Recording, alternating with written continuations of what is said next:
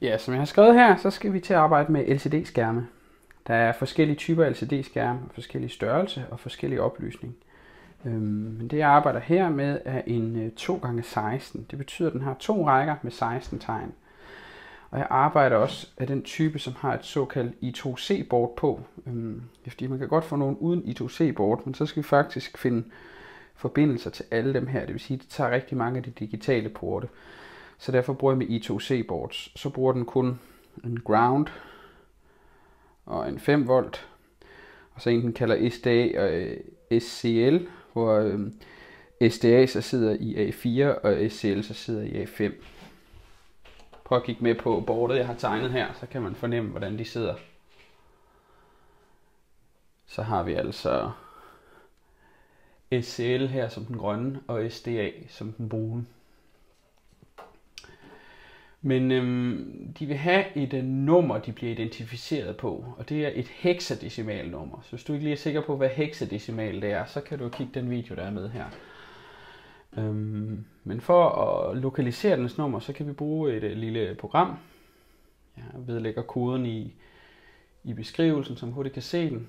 Vi skal bare bruge et indbygget library, der hedder YH, og jeg skal være ærlig indrømme, jeg kan sgu ikke i detaljer, hvad alle de her kommandoer gør. Nogle af dem kan jeg godt, men måden man bruger det på, det er, at man uploader det til boardet, når LCD-skærmen er sluttet til.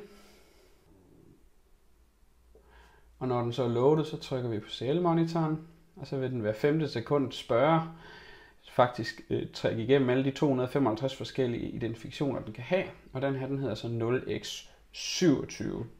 Identifikationen er altid 0 og et x, og så et hexadecimal. Jeg har faktisk et andet board her. Vi kan prøve at se, hvad der sker, hvis vi sætter det på.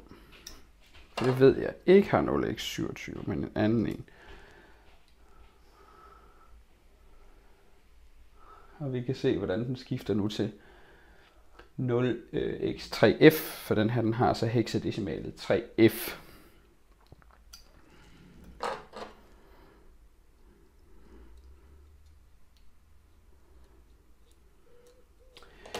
Jeps. Når vi skal bruge sådan en her, jamen så skal vi bruge et library, som ikke er indbygget i programmet, så det skal man hente ved siden af. Det hedder Liquid Crystal I2C. Der er et library, der bare hedder Liquid Crystal, men det kan vi altså ikke bruge her, fordi vi skal bruge den her I2C. Når man skal have fat i et library, så henter man den typisk i zip, og så går man op under Sketch og under Include Library, og så Add Zip Library, og så peger man simpelthen på den her zip-fil, hvor man så har lagt den henne. Og så hvad det nu det hedder, trykker Open. Jeg har den her New Liquid Crystal her. Og så Open, og så ligger det library med inde. Og man kan se, at libraryet er genkendt, hvis det har den orange farve. Men lad os prøve at kigge på den allerførste her, jeg bare har kaldt Hello World. Vi kan jo se på, hvad den gør. Så jeg uploader den lige. Så forklarer jeg de enkelte dele.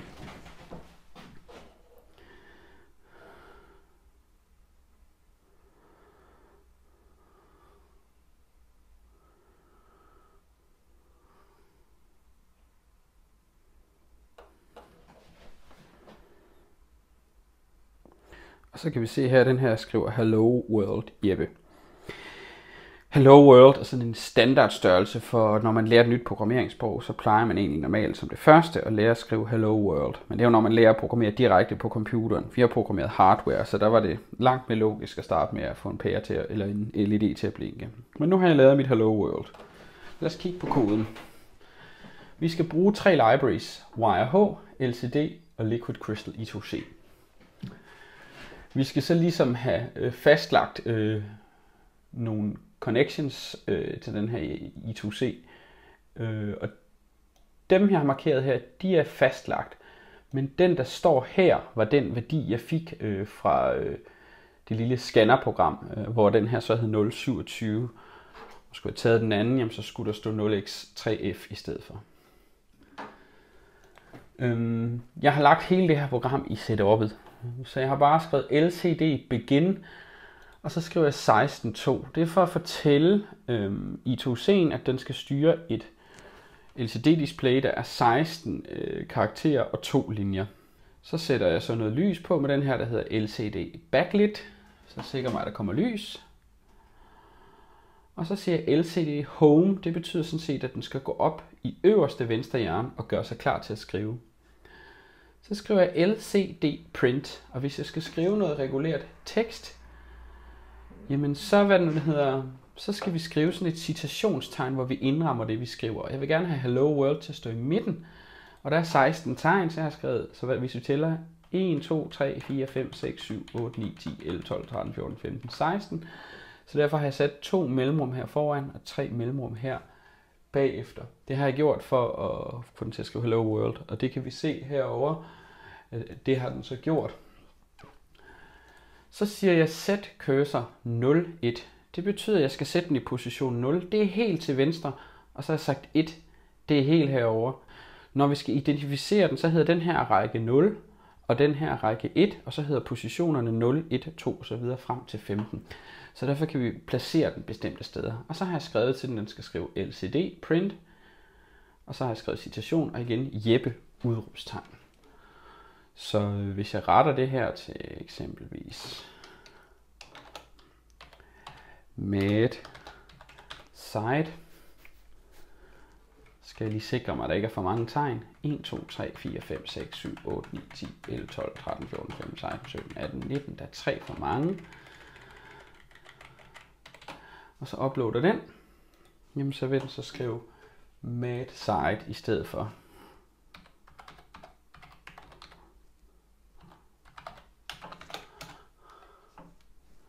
Jeps.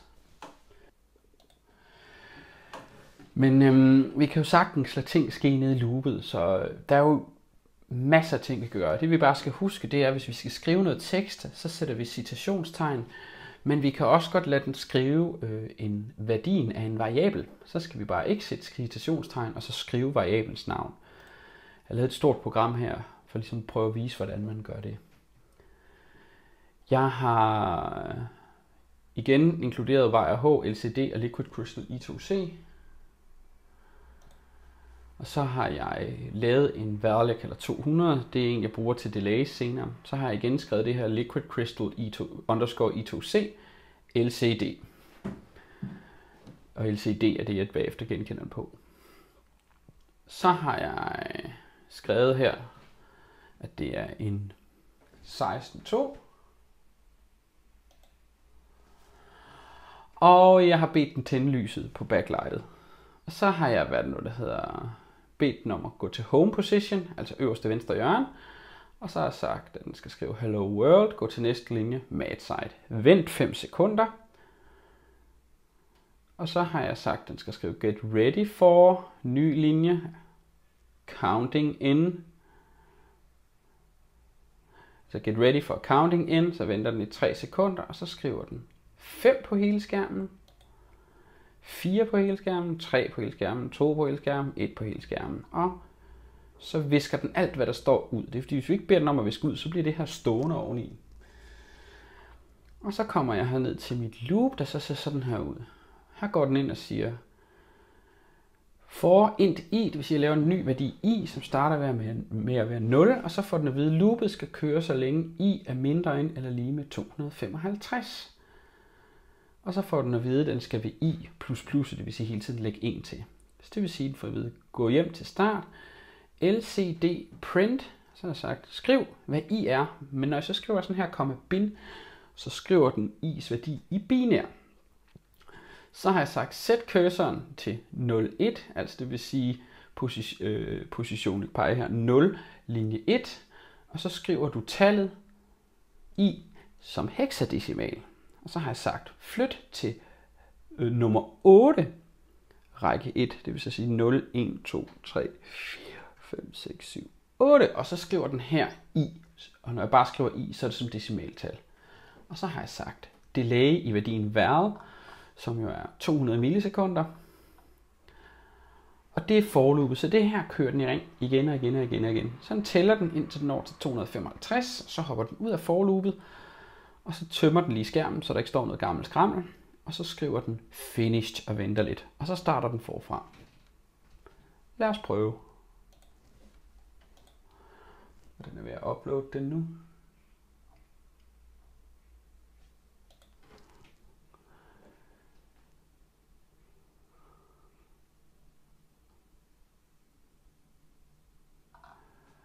Og nu er den der. Get ready for counting in.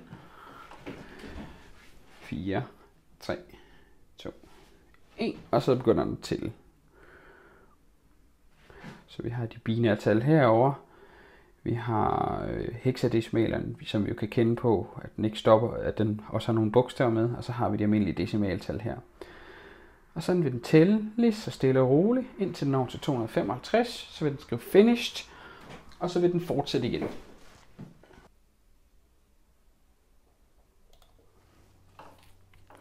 Og der kan vi se, der nåede den i mål, og så giver den sig til at tælle igen.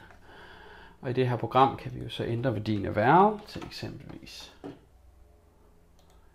Så den tæller dobbelt så hurtigt.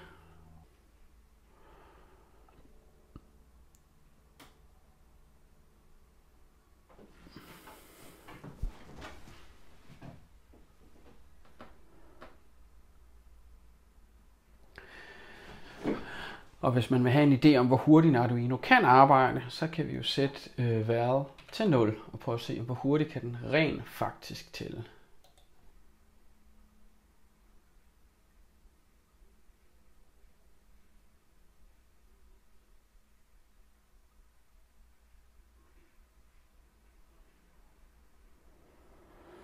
Og det kan vi jo se går relativt hurtigt. Der er en kommando mere, vi kan lege med. Og det er den, der hedder LCD. Vi havde LCD backlight her. Hvis vi vil have slukket for skærmen for lyset, så kan vi sige no backlight. Kan jeg lige prøve at gøre her, så vi kan se, hvad der sker. Fordi den skriver faktisk stadig, så bliver det bare meget, meget svært at læse. Jeg fik skrevet den forkert. Det er fordi, så skal vi have backlight med stort, når det er no. Det var derfor. Så kan vi sige, så slukker den for lyset. Vi kan godt ane, at den skriver det alligevel. Det kan vi udnytte nogle gange. Hvis vi vil have den til at være lidt svagere, så sætter vi den til at blinke rigtig, rigtig hurtigt. Men det er lidt bøvlet. Men altså, no backlight med stort B for at få den til at slukke for det her backlight. Og LCD backlight for at få den til at tænde for backlight. Så tænder jeg lige for den igen, så vi kan sikre, at den virker. Sådan. God fornøjelse med LCD-displays.